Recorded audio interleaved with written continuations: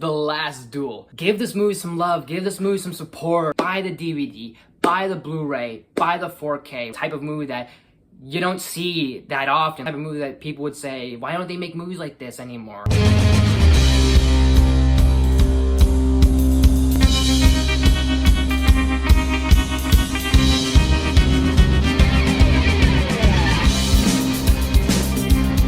Hey there guys, how are you? Welcome back to another awesome video. And today's movie review is going to be of The Last Duel, or The Last Duel right over here. But The Last Duel is supposedly based on a true story about a woman to fight a nation and made history. And not only do you have two men battling out for this woman, but you also have this accusation going on around with these three individuals involving sexual activities. So this movie is directed by the one and only infamous Ridley Scott. And if you don't know Ridley Scott is just known for such iconic bangers and iconic classics. I mean, we're talking about Alien, we're talking about Blade Runner, Gladiator, The Martian, just a few just to name.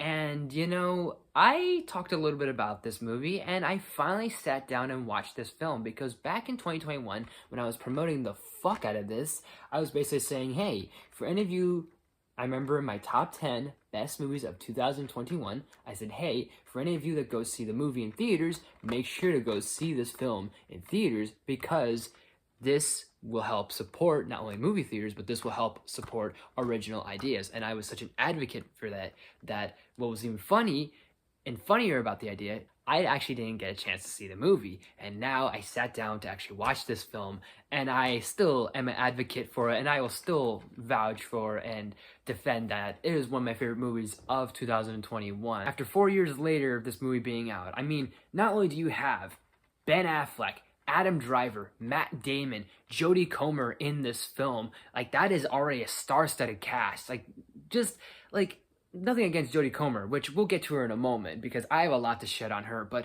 you literally have Batman, Jason Bourne, and Kylo Ren in the same film, and it's funny having, you know, Batman playing like a lord, and his right-hand man is Kylo Ren, and Kylo Ren has to basically beat the shit out of Jason Bourne, and Jason Bourne wants to also kill Kylo Ren, to kind of paraphrase the situation here. And which, by the way, the three gentlemen in this movie are great. I mean, in terms of their performances, they are great. I will say this about the film, is that this movie kind of like goes into three different chapters, three different perspectives of each story. You have Matt Damon's story, you have Kylo Ren's story, you have Adam Driver's story, and you have Jodie Comer's story, and how each one has a lot of similarities. Like, you start to see certain scenes repeated in each story, but there's always something different. There's like a little thread kind of like sewed into there that feels very different, and it's in that perspective because it's different. Three different things going on that kind of tell this connective tissue, but told again in three different ways. Because you have, what I love with Adam Driver and Matt Damon's characters is their stories parallel each other, not only because they're best friends, but you see the different hierarchies, because you have Matt Damon's perspective where he feels like he's the poor man. He's just scrounging and just kind of really just do the best he can, and you know, that's kind of ironically relatable. And then you have Adam Driver, who had like literally everything was fed to him on a silver platter. He literally, like I said, is the right-hand man to Ben Affleck, which, by the way, Ben Affleck is very sometimes irrecognizable, and I kind of love and think it was a little hysterical just seeing him with blonde hair. He's just so prolifically black-haired that seeing him in blonde is kind of great, and at times he kind of looks like Kiefer Sutherland. Adam Driver is given to this secondhand command, royalty, silver platter, and having it like living it up with the high people and with the royals and all. And then there's Damon kind of living with the schmucks and everything. Specifically with Damon's story, it does feel a little bit like he's putting his own spin, because the way he sees his relationship with Jodie Comer, I think her name in this movie is Margaret or Marguerite. His story makes it sound like these two were really like a sweet couple. There was some affection. But then when you get to Jodie Comer, which, by the way, I don't remember the 2022 Oscars, but I swear and hope to God this woman got a nomination or an Oscar for this performance, because I think she's fantastic and it feels like she's the star of the show, because this story, her story, feels like it is telling a lot of truths. Because at first you start to believe each story. Hey, Matt Damon must be telling the truth, and this must be his story, and this must be the right story. And then you think, well, now Adam Driver's story adds a different perspective on things. And then you look at Jodie Comer's, and you see kind of like two sides to the coin, and that there's kind of like a darker side to these two men here.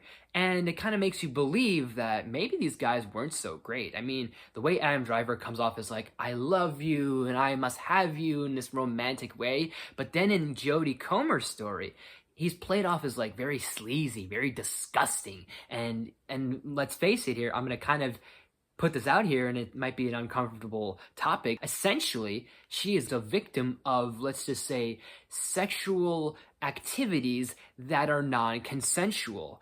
And so she's in this spot that she's married to a man, but she had not necessarily an affair, but more like unconsensual affection, let's just call it at that. Seeing her story really, again, just points to these two guys just feeling like, hey, maybe she's right. Like, maybe Matt Damon was an asshole. Like, you see him choke her and just really be like, you're a disgrace to the family, and just badmouth and backslap her. And it's just like, it makes you hate these characters, but the performances are so just strong. Of course, there's cool medieval sequences. I mean, this is the 13th century, but it's the drama and it's this turmoil and it's a lot of these issues and accusations that are going on that really grips you in and really gets you kind of like hooked on what's going on, and you really by the end feel more for Jodie Comer, if anything. And by the end of the story, even though Matt Damon wins the fight and Adam Driver's dead, you feel like they didn't win. And if anything, Jodie Comer won by having the son, which she actually has love for, and doesn't really care for Matt Damon because he treated her like shit. So I am going to give The Last Duel, I'm going to give it a solid A. Will I be coming back to this? Maybe somewhere down the line. I don't think this is like Ridley Scott's like best. I mean, I already named his classics and those are like top 5 to me, but I would definitely classify as this a really good Ridley Scott film. And maybe if more and more love and more attention gets to this movie, then maybe this will become another Ridley Scott classic. Or maybe like 10 years, 20 years later, people will be like, holy shit, The Last Duel. But anyways, guys, let me know what you guys think down below. And as always, thank you so much for watching. If you liked this video, please smash the like button. If you're new to my channel, please subscribe to do awesome videos every day, if not every week. Make sure you ring that bell, do new videos every day, if not every week. Share the video with family, friends, all the good stuff, and more. Leave suggestions down in the comments. You name it, I'll look to do as best as possible. I know I keep saying I'll try and do some other top 10s and TV show reviews and all this sort of stuff, but just maybe give me suggestions at this point, because I am on such a movie review streak. That's the word I was looking for. Look out for more surprises along the way. So thank you guys so much for watching. I'll see you all next time.